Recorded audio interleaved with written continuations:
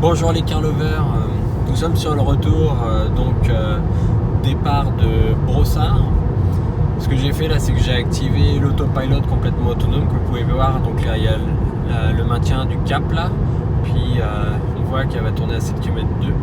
J'ai mis la vitesse à 100 km/h qui est la vitesse d'autoroute au Québec, et je voulais voir en fait on va faire un essai sur 5 km vu que la route est assez plate, de voir combien le véhicule consomme.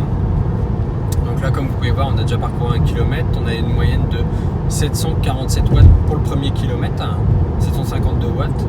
Je vous reprends dans 5 km en fait pour vous montrer la consommation autoroute à 100 km/h.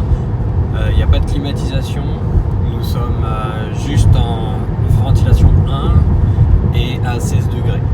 Dehors il fait 17 degrés, donc on n'a pas mis la climatisation ni le chauffage. Deuxième partie de la vidéo. Donc là, toujours en direction de Québec avec autopilot activé à 100 km/h. Là, comme on peut voir, on a fait 5 km 1 et donc on est à 153 watts par kilomètre, ce qui est vraiment très peu.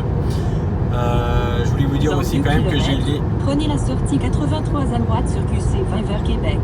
Je vais vous dire que j'ai laissé quand même les aérocaps. Donc au niveau efficience, on fera une vidéo pour savoir exactement combien ça permet de gagner. J'ai lu sur internet que c'était entre 4 et 5%. Donc à voir si vraiment c'est le cas. Bon, là on voit que le véhicule a ralenti parce qu'il y a un véhicule un peu plus lent devant moi. Mais on peut se donner un 153 watts par kilomètre sur un trajet de 5 km seulement à 100 km/h.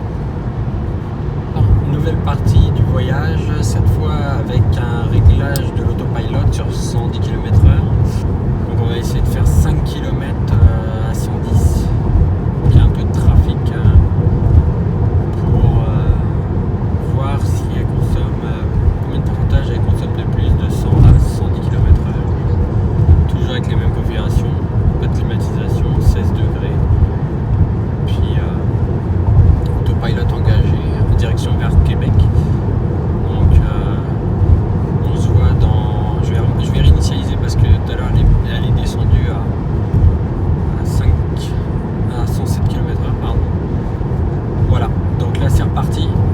On va voir la consommation. Pour rappel, à 100 km/h on était entre 100 et 153 watts par kilomètre.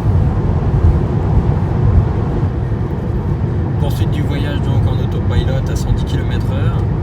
Comme on peut voir, là j'ai fait 13 km 5 depuis le début de la première partie de la vidéo. Ce qui se passe, c'est que, donc à 110 km/h, ce qui se passe, c'est que j'ai attendu plus de temps parce qu'il y a eu des montées et des descentes. Puis j'étais redescendu à 157 watts du kilomètre, j'étais monté à 173. Donc c'est pour ça que j'ai laissé. Mais là on peut revoir qu'il continue à descendre à 161. Ce qui est assez étonnant.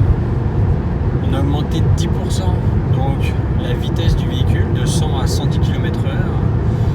Et au niveau de la consommation, on aurait dû prendre 10%. Si on se base même sur une moyenne de 150 watts par kilomètre à 100 km/h, on aurait dû en fait avoir donc 165 watts.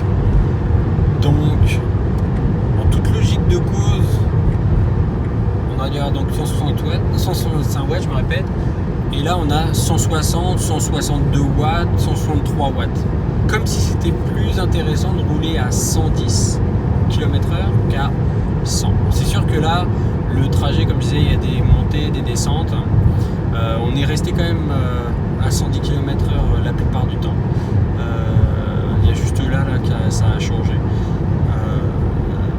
Mais c'est vraiment, la voiture consomme vraiment peu. Je referai d'autres vidéos sur le même trajet avec les mêmes conditions de vent pour vérifier en fait que le véhicule à 100-110 km/h en fait on consomme 10% de plus.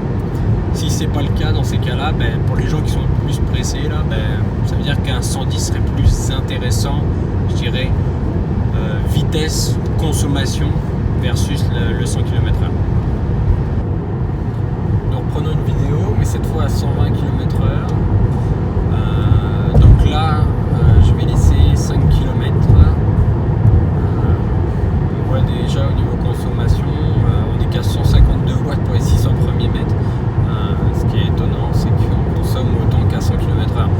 Donc je pense qu'on est en descente, même si ça continue à diminuer.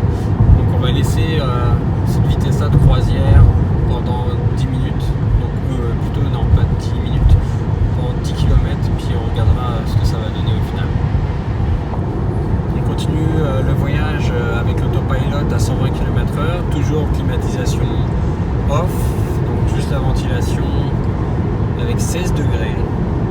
Et là, ce qu'on peut voir, c'est vraiment étonnant. Là, on a roulé autopilot 120 km/h. Il a quasiment pas baissé de vitesse, peut-être une fois à 118, 119 là, mais tout le temps 120. Bah, pratiquement 120 tout le temps là. Et on a fait 11 km 4.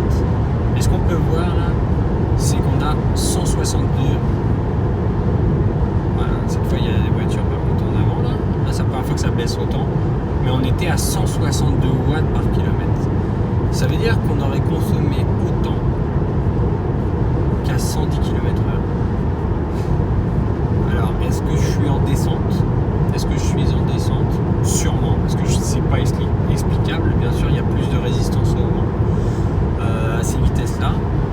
Bon, là, la démonstration, elle est pas bonne parce que 113 km/h, 114, on n'est pas à 120, il y a un camion devant nous. Mais franchement, les 10 km qu'on a fait là, ils étaient vraiment à 120 km/h, à part peut-être une seconde là où on est retombé à 117, 118. Donc là, c'est vraiment incroyable. J'ai pas poussé de vis à aller jusqu'à 130 là, mais à croire que est-ce que c'est les batteries qui consomment moins, qui délivrent mieux l'énergie en roulant à cette vitesse là parce qu'elles sont à température parfaite?